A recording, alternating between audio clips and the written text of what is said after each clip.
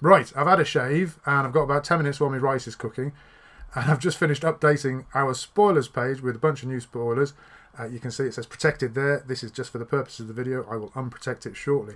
I thought I would quickly go through all the characters that have been spoilt so far and point out my favourites and the new stuff for you, which you will hear discussed in more detail in our latest podcast, a link to which I will put in the show notes. So without further ado, let's crack on. This is our spoilers page, and if we scroll through all the basic information, we'll get to the characters, which are here. We've got Agent Brand, spoiled some time ago. The Black Panther cards, which were spoiled by the Ministry of Dice recently. And then we have our first new one, which you'll hear discussed on the pod, which is Black Swan. She's a 3-cost bolt. When fielded, the next shield character die you purchase costs 2 less to a minimum of 1. That's the common. Okay, then we've got Captain Marvel, which has only really been seen on a blurry image, I think, on the side of the box. Colossus. Dazzler using Jubilee's dice. Franklin's Galactus, very exciting. God Emperor Doom. And then Goddess of Thunder hasn't officially been spoiled, but we have seen it in various sort of promo material. Not quite sure what it says yet, but there she is. And the next one, which was spoilt on the podcast, is Groot. It's the uncommon. Let me make it bigger for you. And here it is. When fielded, target character die can't block this turn. And it has the, what is that? The Thor core? I don't know what it's called. The Thor core affiliation, let's call it that. And his usual stats. And a very fetching pale blue and brown die. Anyway, check out the podcast for further discussion. Let's crack on. We have all the Invisible Woman spoiled. Jane Foster, again, not officially spoiled, but she's been seen on various images that we've had. Next up, we have another one which was spoiled on the podcast, which is Kang Rare. While Kang is active at the start of your clear and draw step, you may move 3 dice from your field zone to your bag. If you do, you may draw an extra 3 dice from your bag. We do discuss this in some detail, but it could be used for recycling energized dice which have accidentally made their way into the field, for example.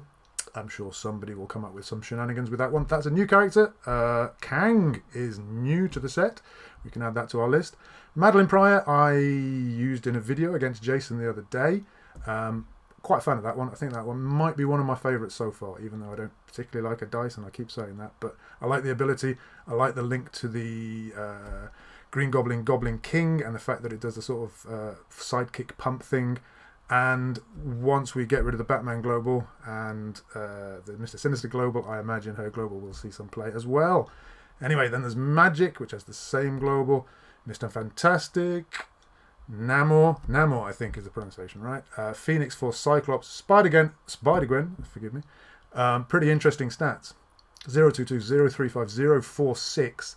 When fielded, deal 5 damage to target character die. I think she can't attack on the turn that she's fielded, but otherwise, pretty interesting. And the global pay, probably a bolt. If target die deals combat damage to your opponent, put it in your bag instead of the use pile. Oh, summon skull thing, maybe? Next we have Spider-Man, Star-Lord, Terrax. I'm pretty interested in. Jason played this against me in a video which I think has yet to come out, and it's pretty strong. Suffice to say, with the Dark Phoenix Global, they KO one of their characters and you lose one of yours up to a defense of 4, which is nice. And they get a discount. So, yes, nice card. Then we have the Things, which were spoiled on the Ministry of Dice the other day. Very good.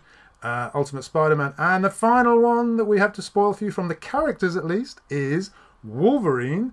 We'd already seen this die in the sort of marketing material and got very excited. There was a 087. There's also a shield agent, apparently, a shield agent die which has the same stats, but in reality the card has not those stats, not at all. They're 132, 144, 154, which is not bad in itself. It's just a bit of a disappointment given what I was expecting. And Wolverine Common has got Deadly, like the artwork, slicing the arm into several pieces.